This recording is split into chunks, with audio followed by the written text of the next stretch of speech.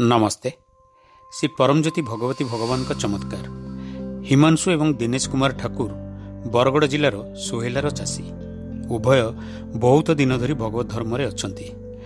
दिने सेमाने एक सत्संग जोग देवाई निज निज बाइक रे जाइथिले। फेरिबा बाटरे सेमाने एकाठी किछि दूर आसिबा परे एक छकरे पहुंचीथिले, जेउठारे सेमाने अलगा हो जाइथिले। कारण दिनेश को तांको घर को पहुंचापी डाहाण को बुलवाक थिला एवं हिमांशु को तांको गंतव्य स्थल को जीवाई सीधा जीवाकू थिला।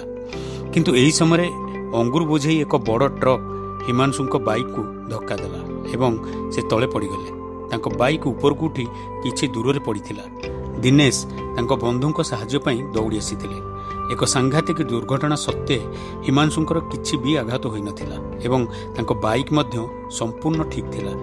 आमर प्रिय श्री परमज्योति भगवती भगवान सर्वविद्यमान कृपा जोगु यह एक चमत्कार ठारू कम नथिला।